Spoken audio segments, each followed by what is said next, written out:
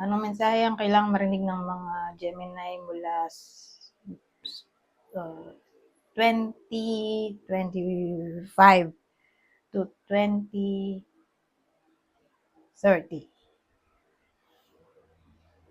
So, pwedeng nangyayari na to, mangyayari pa lang.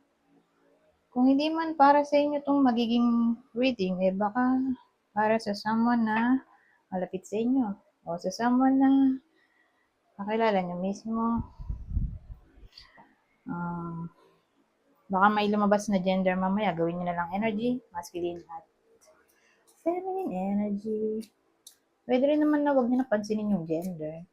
Hindi ko alam kung anong lalabas, kung positive ba o negative ang magiging reading. Depende sa kung anong mapipick up kong energy. So, magsimula na tayo.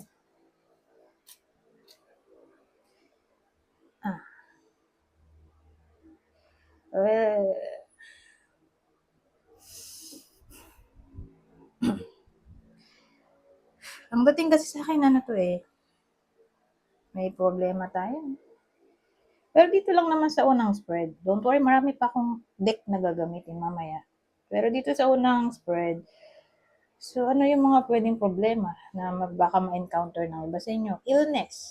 Saan nanggaling yung illness? Sa pregnancy. So, pwedeng yung babae na Gemini o ito yung person nyo. Kung lalaki man kayo. Yun nga, baka mabuntis. Kaya lang, either maging prone siya sa illness o mag-lead na to sa miscarriage. Sorry.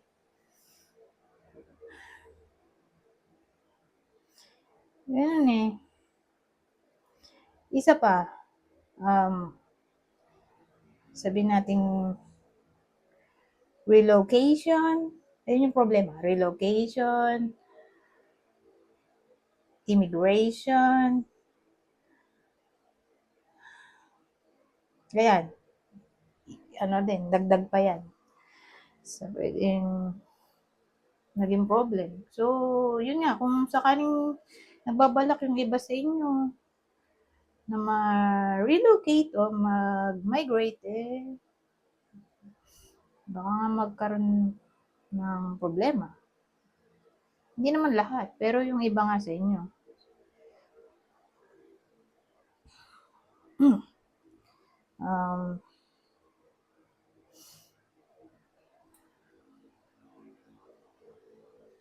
Ano pa ba?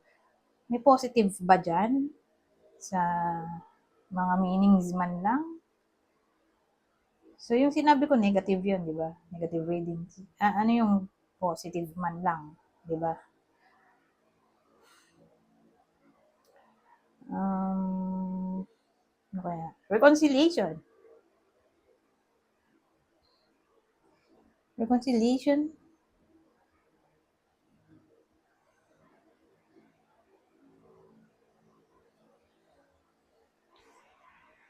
Ay, posible. Kaya lang kasi, bago pa mangyari yun, dadanas mo na ng matinding pain yung iba sa inyo. So, depende kung gusto pa yung ex, di ba?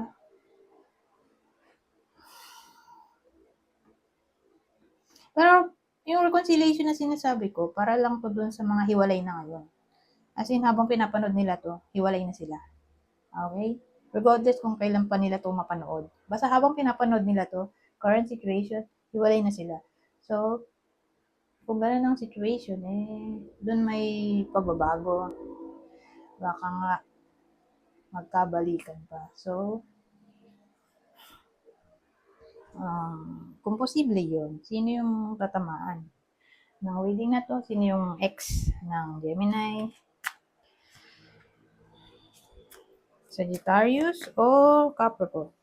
Ngayon, ibang deck. Ito.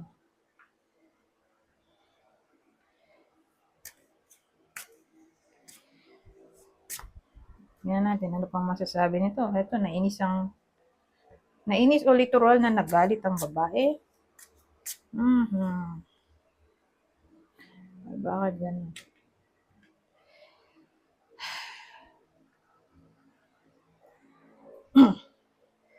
Dito bumaliktad naman yung ano.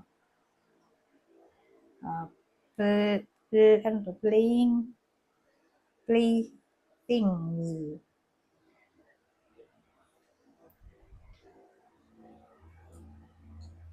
So ano yan? Anong kinagalit nito?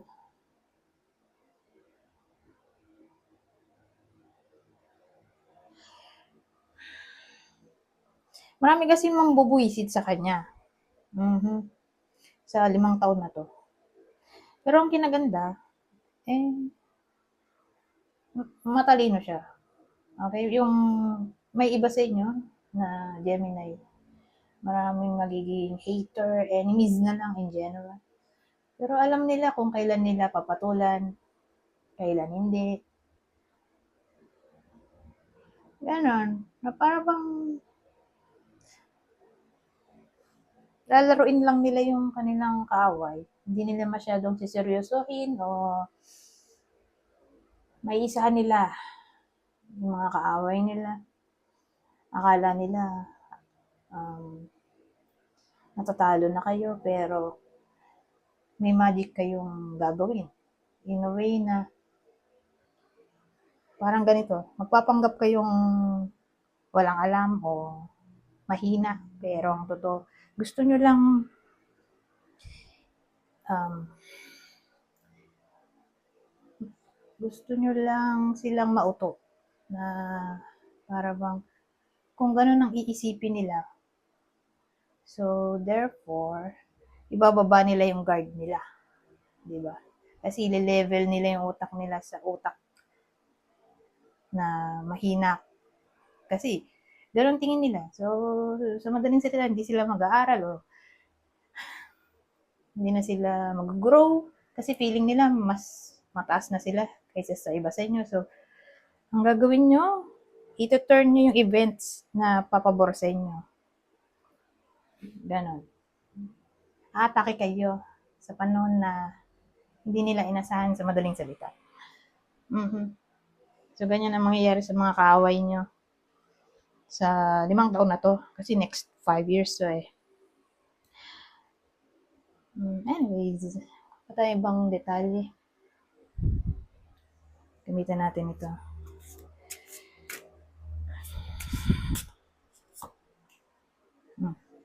So, ngayon, 4 of Hearts. At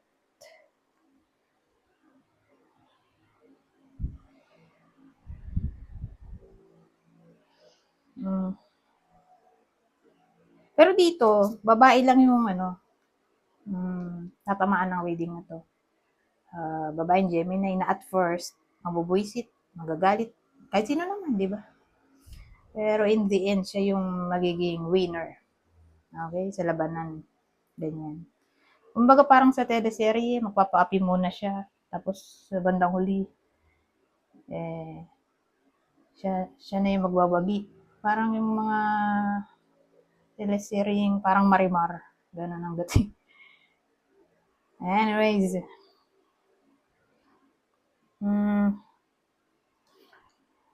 eto, 4 of Hearts at 7 of Diamonds. Well,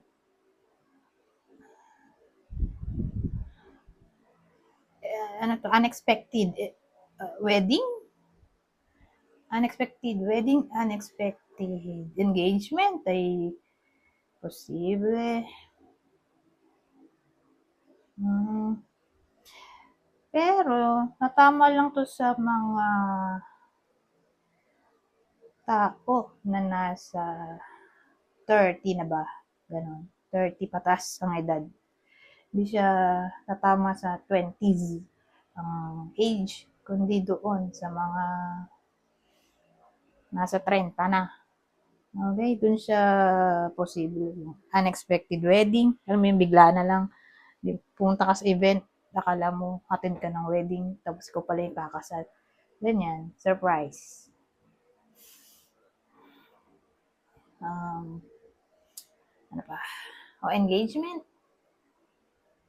unexpected wedding, o unexpected engagement. Ano ba to?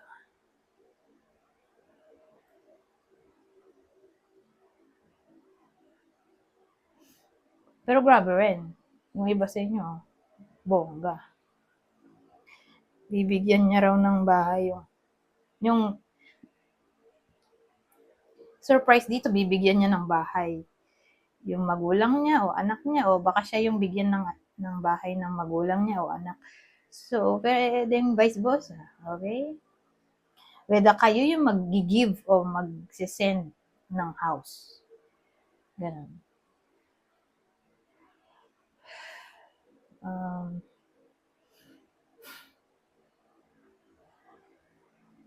mag-give o mag-send. Oh my God. Mag-give o mag-receive ng house. Ayan. Kasi may iba na pamana, di ba? So, baka kayo yung maka-receive ng pamana. O sabi natin matanda na kayo, edi kayo pala yung magpapamana sa anak nyo. So, again, case-to-case basis.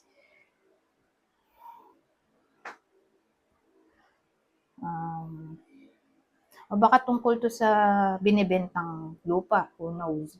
Kasi may ganong case, nagbebenta ng lupa. So, kung ganun ang case, edi baka mabenta na to, tong lupa na to, sa period ng 5 years. O sabihin natin kung di lupa, edi bahay. O baka naman bahay at lupa.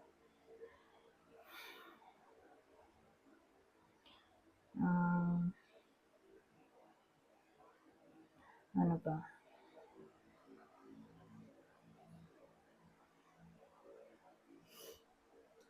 Ngayon, kung LDR, dito tayo may problema.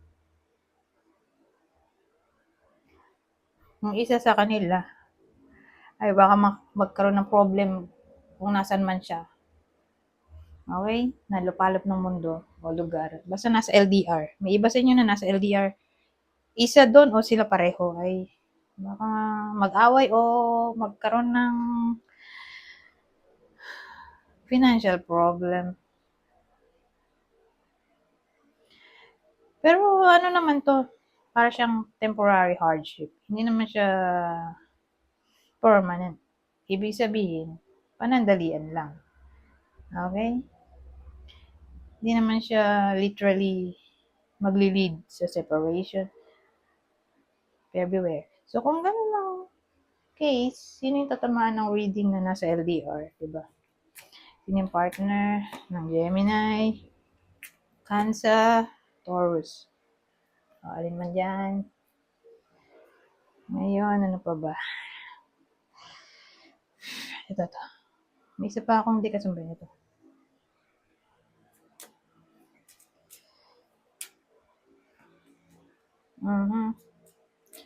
So, ano to? Ito maganda. Sabihin natin, may nakaaway yung iba sa inyo. Posible pa naman ng new beginning ulit di reconciliation na to. Reconciliation ulit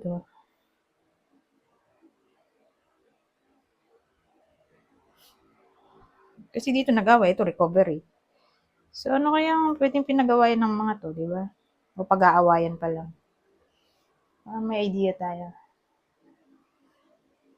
Kung saan pa tong kwento. Kasi may rivalry tayo dito Ano kaya yan? May ano tayo dito, yung mga sundalo. Ito naman nagkasakit pero pagaling na. Ano kaya yun?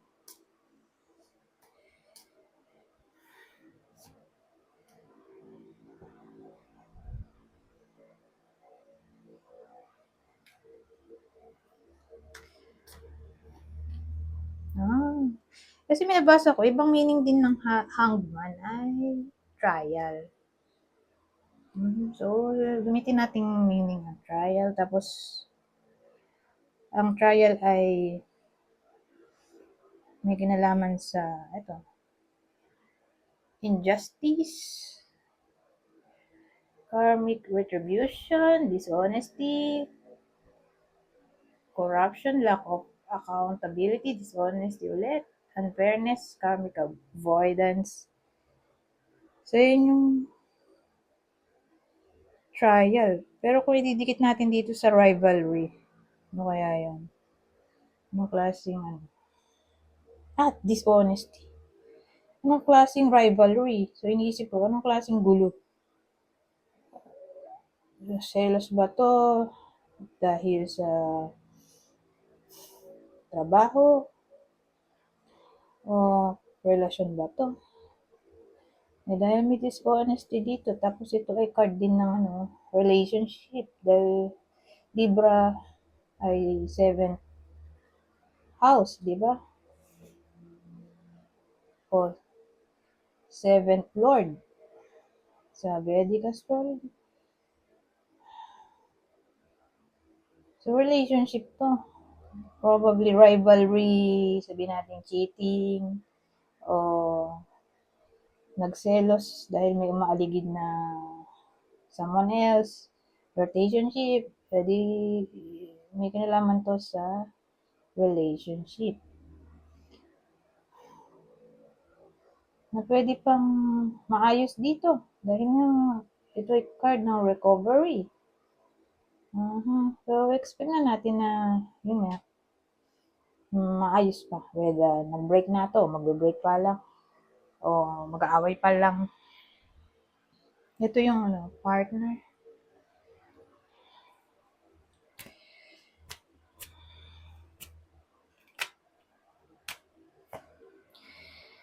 Pisces, Aquarius. 7 minutes na pala ito. Napakabilis naman. Dagdag natin isa na lang dahil 17 minutes na ito. Isang card. Basahin ko na lang. Value. Focus on things of value. Ito last deck. Isa lang din. Para mabilis. Ano kasi ito itong mga to. Ito saka to ay advice. Sa 5 years na to. Only in the darkness can we see the stars. Kasi ang stars ay hope, 'di ba?